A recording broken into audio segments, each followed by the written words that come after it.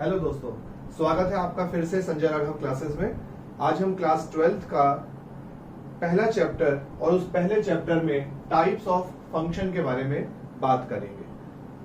आप देख पा रहे हैं यहाँ पे मैंने दो तरह के फंक्शंस लिखे हुए हैं, एक वन वन फंक्शन और एक many one function. One one function हम किसको बोलते हैं, मैनी वन फंक्शन किसको बोलते हैं, ये समझने के लिए पहले आपको फंक्शन का पता होना जरूरी है।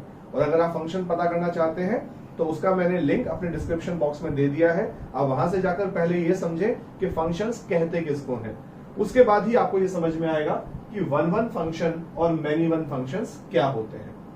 यहां पर मैं ये बताना जरूरी समझता हूं कि वन वन फंक्शन को इंजेक्टिव फंक्शन भी कहा जाता है। सिमिलरली मैनी वन फंक्शन को नॉट इंजेक्टिव फंक्शन कहा जाता है।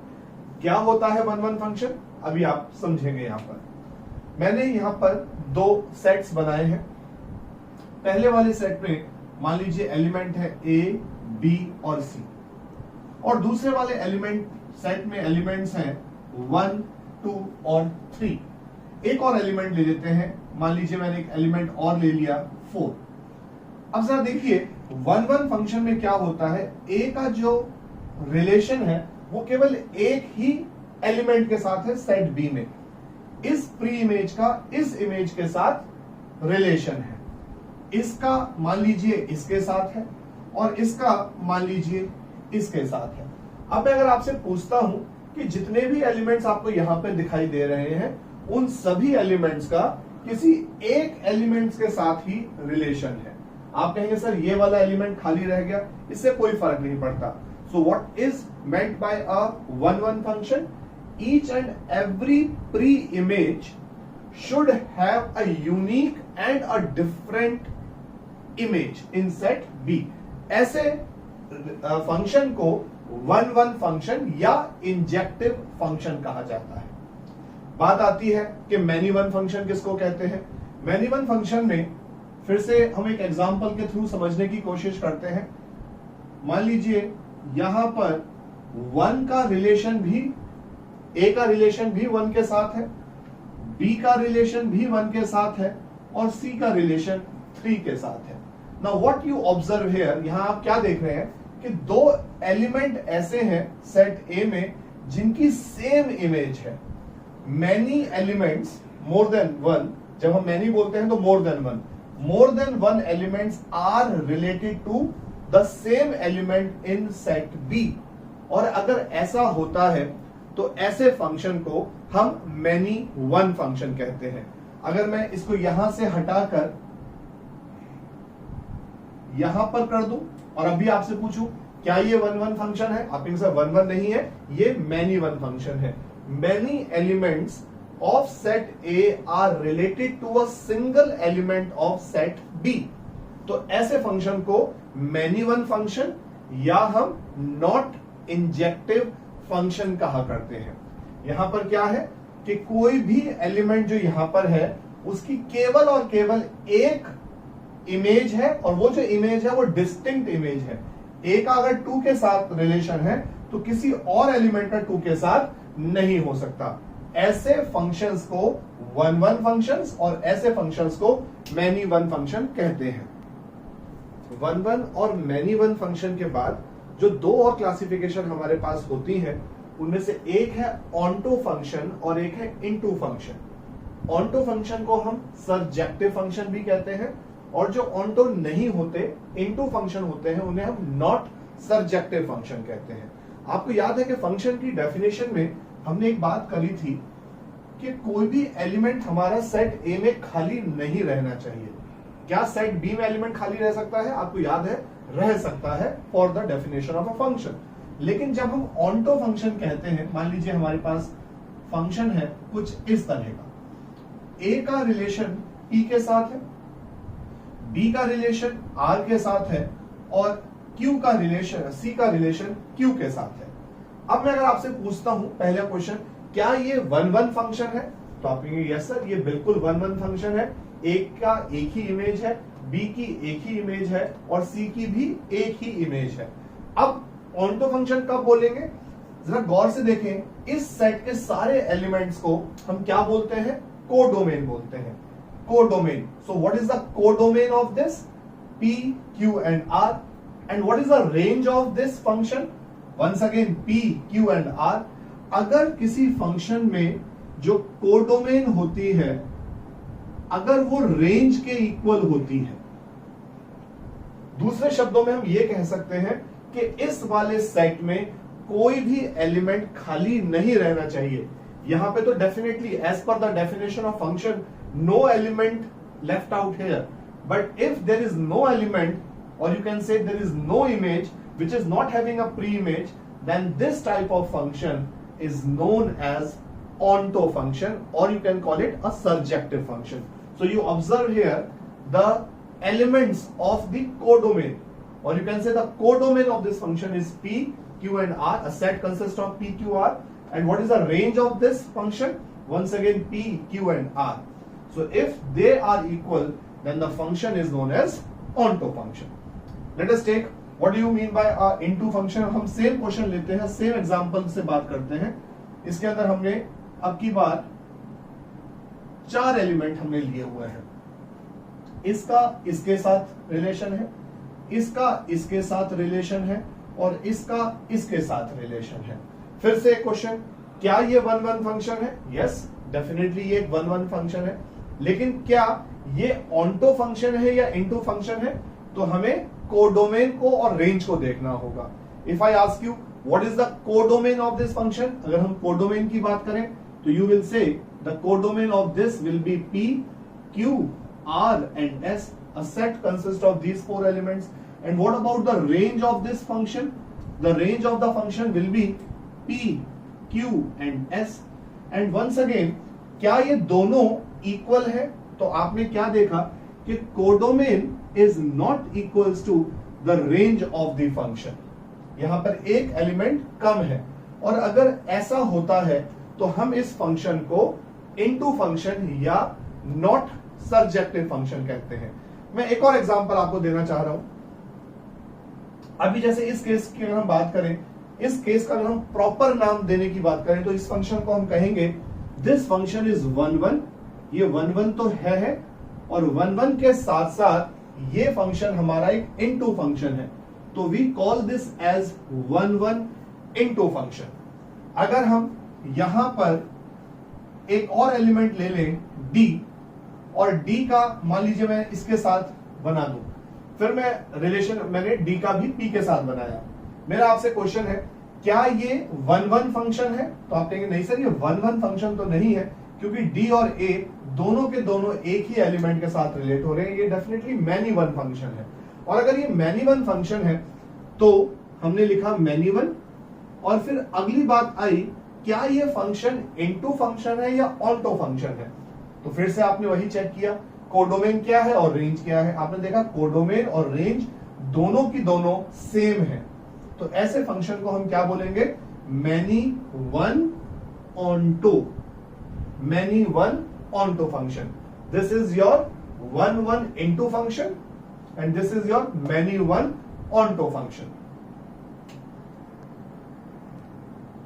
Onto और into function समझने के बाद जो अगला फंक्शन है जिसको हमें समझने की जरूरत है, उन्हें हम बाइजेक्टिव फंक्शंस कहा करते हैं। बाइजेक्टिव फंक्शंस, ये बाइजेक्टिव फंक्शंस हमारे क्या होते हैं? अगर मैं आपको सिंपल सी भाषा में कहूं तो जो फंक्शन हमारा इंजेक्टिव और सर्जेक्टिव दोनों होते हैं, injective as well as surjective, ऐसे फंक्शंस को हम बाइजेक्टिव फंक्शंस कह सकते हैं। दूसरे शब्दों में हम यह कह सकते हैं कि जो भी फंक्शन हमारा 1-1 होगा और ऑन्टो होगा, 1-1 और ऑन्टो, ऐसे फंक्शन को हम बाइजेक्टिव फंक्शन कहेंगे। फॉर एग्जाम्पल, मान लीजिए हमारे पास ये एक सेट है और एक दूसरा सेट ये है। यहां पर कुछ भी लिखा हुआ है 1 2 3 4 5, यहां पर भी कुछ भी लिखा हुआ है। अब मैं आप लोगों से पूछना चाहूंगा कि ये जो मैंने बनाया है, ये मैं रिलेशन यहां डेवलप कर रहा हूं। यस, दो चीजें आपको चेक करनी है। क्या ये जो फंक्शन मैंने यहां पे ड्रॉ किया है, ए से बी का जो फंक्शन है, इसको इस तरह से लिखा जाता है function is from A to B. ये ए से बी का जो ये फंक्शन है, इसमें ये गौर करके बताओ, क्या ये फंक्शन 1-1 है? आपको चेक करना है, दो चीजें आपको चेक करनी है। क्या ये फंक्शन 1-1 है क्या ये फंक्शन ऑनटो है? पहले 1 1 चेक करते हैं। 1 का एक ही इमेज के साथ, एक ही एलिमेंट के साथ रिलेशन है। सिमिलरली 2 का, सिमिलरली 3 का, सिमिलरली 4 एंड सिमिलरली 5। एक प्री इमेज का एक ही इमेज के साथ रिलेशन है। तो क्या ये फंक्शन 1 1 है? यस, ये हमारा 1 1 फंक्शन है। दूसरा क्वेश्चन, क्या ये जो फंक्शन है ये ऑनटो फंक्शन है? तो फिर से देखें, इसकी कोडोमेन क्या है? 6 7 8 9 10। And what is the range of this function? Once again 6 7 8 9 and 10। तो क्या ये ऑनटो फंक्शन भी है? ऑनटो फंक्शन भी है। 1 1 को आपको पता है हम इंजेक्टिव भी बोलते हैं और ऑनटो को हम सर्जेक्टिव भी बोलते हैं। तो in other words I can say this function, the function that I draw right now is injective as well as surjective. And if a function is injective as well as surjective, we can call such function as bijective functions. Students, if I want to check whether the function that is given to us is 1 1 or not, function हमारा 1 1 है या नहीं, हम इसको कैसे check करेंगे? देखिए, आप सभी जानते हैं हम सेट को नाम ए और बी दिया करते हैं। इन सम बुक्स और in some other reference book you can check, हम इसको एक्स और इसको एफ एक्स का नाम भी दे सकते हैं। The second set is known as f x. मैंने आपको बताया हुआ है, मान लीजिए आपके पास एक फंक्शन लिखा हुआ है f x is equals to 4x plus 3। This is a function. इस एफ एक्स को हम y भी लिख सकते हैं, y equals to 4x plus 3। हम इसमें x की वैल्यू क्या क्या रख सकते हैं? x क्या क्या रख सकते हैं? फॉर एग्जाम्पल, मैंने x को 1 रखा, तो what I will be getting 4 into 1 plus 3 that is 7। If I put x equals to 2 in this function, what I will be getting 4 into 2 plus 3 that is 11। यानी जब हम फंक्शन को बनाते हैं तो आप समझिए, अगर मैंने यहां पे 1 लिया तो ये 1 जो है इसमें 7 के साथ रिलेट करेगा। अगर हमने यहां पे 2 लिया, x की वैल्यू 2 ली, तो ये किसके साथ रिलेट करेगा? ये 11 के साथ करेगा। ऐसे ही अगर हमने 3 लिया, अगर हम 3 को यहां पे पुट करें, 4 3 12, 12 प्लस 3 इज 15, तो ये 15 के साथ रिलेट करेगा। तो जो फंक्शन डेवलप होता है, it is developing this way. लेकिन अगर हमें चेक करना है, मैंने आपको कोई भी एक फंक्शन दे दिया कि ये चेक करके बताओ कि 4x प्लस 3 ये हमारा फंक्शन 1 1 फंक्शन है या नहीं है, हम इसको कैसे चेक करेंगे? देखिए,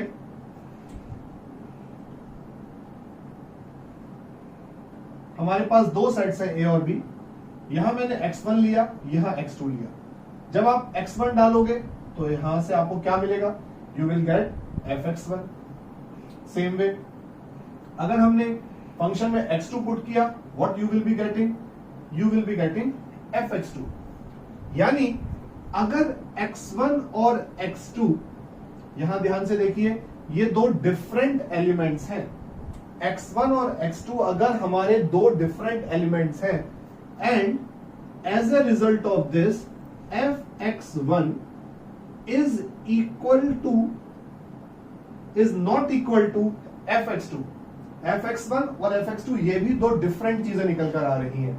if x1 is not equals to x2 and it implies fx1 is not equals to fx2, it means that the function is 1 1। अगर इसको हम इस तरह से भी कह सकते हैं कि if x1 equals to x2 implies fx1 is also equals to fx2। यही चीज हमने दूसरे शब्दों में भी कही है, तब भी हम फंक्शन को 1 1 फंक्शन ही कहेंगे, 1 1 फंक्शन ही कहेंगे। अभी मैं आपको एक एग्जांपल देकर भी बताऊंगा। लेकिन अगर आप इसको चेक करें, x1 और x2 अगर ये दोनों डिफरेंट हैं और fx1 fx2 के इक्वल आ जाए, तो अब हम इस फंक्शन को 1 1 फंक्शन नहीं कह सकते। ये जो हमारा फंक्शन होगा, ये हमारा मैनी वन फंक्शन होगा। फॉर एग्जाम्पल, आप यहां समझिए, मैंने एक फंक्शन लिया x²। अब अगर इसमें मैं x की वैल्यू 1 पुट करता हूं, तब भी मुझे 1 का स्क्वायर 1 मिलता है। और अगर मैं x की जगह पर -1 पुट करता हूं तो -1 का होल स्क्वायर ये भी मुझे 1 मिलता है। यानी आपने क्या ऑब्जर्व किया आपने अगर मैं इस वाले फंक्शन को यहां पे प्लॉट करके आपको दिखाता हूं, ये आपका x और ये आपका fx, यहां पर 1 था, 1 किसके साथ रिलेट कर रहा था, वो भी 1 के साथ कर रहा था।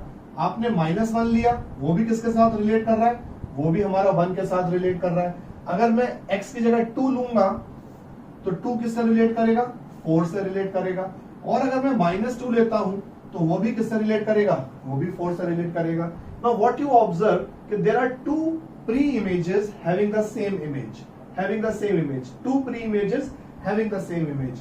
और क्या ये फंक्शन 1 1 है? Can you call this function as a 1 1 function? No, this is not a 1 1 function, this is are many one function, many one function।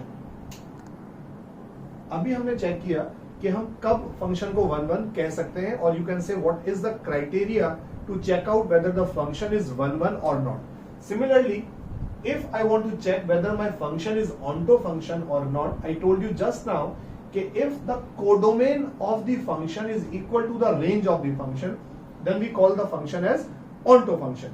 Look at here, we are provided with a function from R to R. Now when I am saying function is defined from R to R, it means all the real numbers are written here. R to R, it means all the real numbers are here also. This represents the elements in this set and this represents the elements in this set. So all the real numbers are here in first set and all the real numbers are here in the second set. Now let us take the function as fx equals to 2x. If I just want to know what is the codomain of this function, यहाँ पे आप कुछ भी लिख लो, whatever you want to write, positive numbers or negative numbers, it is entirely up to you. If I want to know what is the codomain of this function, you can check out from here. R to R, this R represents the domain of the function and this R represents the codomain of the function. So what is the codomain of the function? The codomain of the function is all real numbers. And if I just want to know what is the range of this function, fx equals to 2x, if you just want to know how to find out the range of the function, once again you can check this in the description box. I mentioned a link there also, how to find the range and the domain of the function. You can check out from there. So अगर आप इसका range निकालने की कोशिश करते हैं, the range of this function, once again if you calculate or you check out, the range also comes out to be all real numbers. Now since the codomain of this function, the codomain of this function is equals to the range of this function, therefore the function is onto function. और ये जब हम 1 1 और onto की बात करते हैं, this concept is very important to understand whether the inverse of the function will exist or not. If I just want to check whether the inverse exists or not, how, what are the conditions for that, I'll just explain you right now. One very important type of questions that is frequently asked in board examination is to find the inverse of the function, and sometimes they also ask whether the inverse of this given function exists or not. How to check whether the inverse of a function exists or not, this I'm going to explain you just now. किस function का inverse exist करेगा और किस function का inverse exist नहीं करेगा, देखिए समझने की कोशिश करते हैं। ये हमारे पास दो फंक्शन है, दो सेट्स है, sorry, set A and set B. अब अगर यहां पर मैं कुछ इस तरह का फंक्शन लेता हूं, you can check out what type of function is this. If I am going to ask you what type of function is this, then definitely you will say कि sir the function that you draw just now on the board is a many one function. This is, as I told you, is known by x and this one is known by the name fx. When I'm saying the inverse of the function, then you can just understand this is the domain, this is the codomain. If I just reverse the two, this set comes out here and this set goes there. अगर ऐसा होता है, आप गौर करके देखें तो क्या देखोगे, अगर ये वाला सेट हम यहां रख दें तो जो 5 एक एलिमेंट ऐसा है जो कई सारे एलिमेंट के साथ लिंक हो रहा है. It will be something like this. If I draw it for you, 5 and 6. 5 is related to 1, it is related to 2, it is related to 3, and 6, 5 is related to 1, 2 and 4. 1, 2 and 4, and 6 is related to 3. And one element, 1, 2, 3, 4. Yes, this will be the case. Now what you observe here, can I call this as a function? If I just change the two, codomain becomes the domain and the domain becomes the codomain. So this will be the case. Now can I call it a function? The question is, क्या ये function है? So you will say no sir, this is not a function because there is one image, one pre-image 5 having more than one image. And as per the definition of function, this is not a function. This is a relation but not a function. तो इस function का inverse exist नहीं कर सकता है. इस function का inverse exist नहीं कर सकता है. एक और केस लेते हैं. Now this time I am taking 1, 2, 3 here, 4, 5, 6 and 7 here. Second case लेते हैं बच्चों. 1 जो है ये 4 के साथ कनेक्टेड है, 2 is connected with 6 and 3 is connected with 7.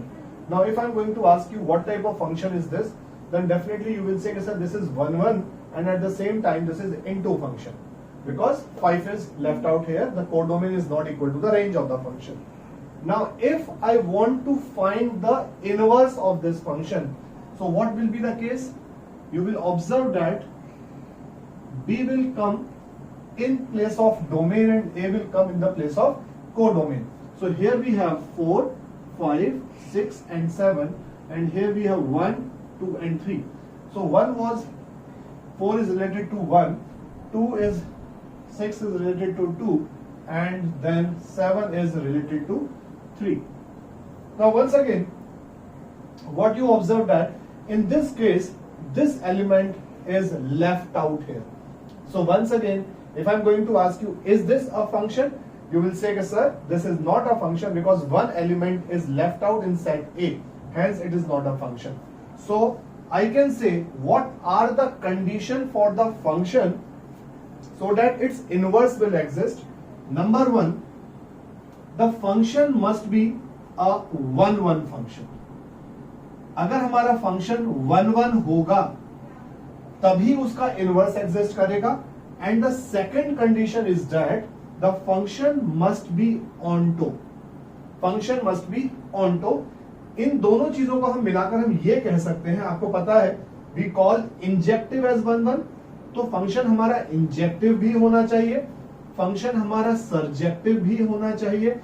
तो हम ये कह सकते हैं, in other words I will say कि जो फंक्शन हमारे बाइजेक्टिव फंक्शंस होते हैं केवल बाइजेक्टिव फंक्शंस का ही इनवर्स एग्जिस्ट करता है.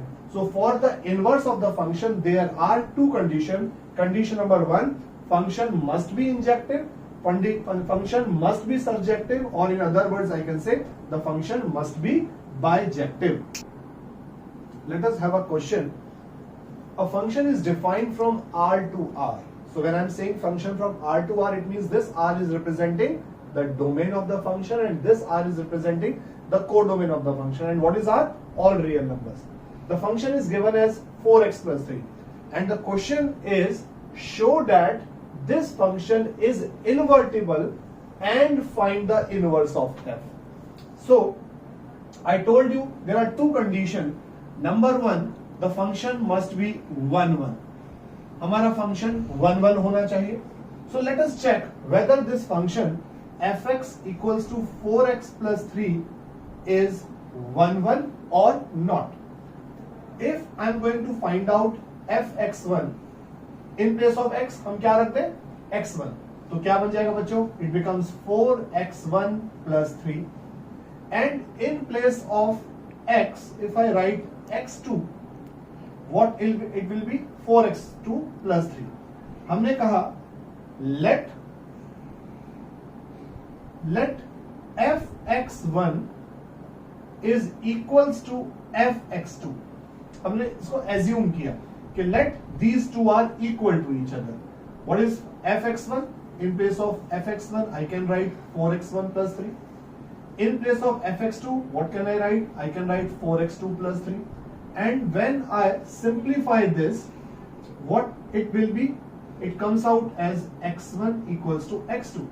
So you must remember, I told you कि if fx1 is equals to fx2 and it implies x1 equals to x2, or vice versa, if x1 equals to x2 implies fx1 equals to fx2, what does it mean? It means that the function is a 1-1 function. So this function is 1-1. So one condition is satisfied. Now let us take the second condition. What is the second condition for the inverse to exist? The function must be onto function, surjective function. Now if I am going to ask you what is the codomain of the function, it is mentioned here, all real numbers, and the function is this, fx equals to 4x plus 3. Can you tell me what will be the range of this function? The range of this function is again all real numbers. आप जानते हैं ना तो कोई denominator में number लिखा हुआ है, कोई हमारा जो वेरिएबल है, it is not there in the denominator, as well as there is no sign of root. So definitely the range of this function is also what? All real numbers. So what you observe that? You observe that the codomain of this function is equals to the range of this function. And if the codomain is equals to the range of the function, what does it mean? The function is onto function. So yes, the function is invertible. There are two parts here. In first part, we have to show that the function is invertible. तो आप लिखेंगे since the function is 1-1 as well as onto, or in other words, I can say the function is bijective. Hence, the function is invertible. Okay, now we checked just now that the function is invertible, and now the last part is to find the inverse of this function. Fx is written as 4x plus 3. This fx can also be written as y. So I can write y equals to 4x plus 3. Y is written in terms of x. I am giving you a tip. Y को अभी हमने x की terms में लिखा हुआ है. Try to write x in terms of y. So you can write this as y minus 3 equals to 4x, or in other words I can say x equals to y minus 3 upon 4. अब देखिए हमने क्या करा है, हमने fx को y put कर दिया था. So it means x is equals to f inverse y. तो समझिए, I write fx as y. fx को हमने y रखा, it means x can be written as f inverse y. Now what is this? X. So in place of this x, I can write f inverse y is equals to y minus 3 upon 4. Here it is y, here it is also y. We can change the variable also, and we can write this as f inverse x is equals to x minus 3 upon 4. So this will be the inverse of this function. So once again I am repeating it. How to check whether the function is invertible or not? The function must be 1-1 as well as onto. And once you are very sure that the function is invertible, then you can do this procedure and you can find the inverse of the function. Hope you understand this chapter. That's all for today. Thank you very much.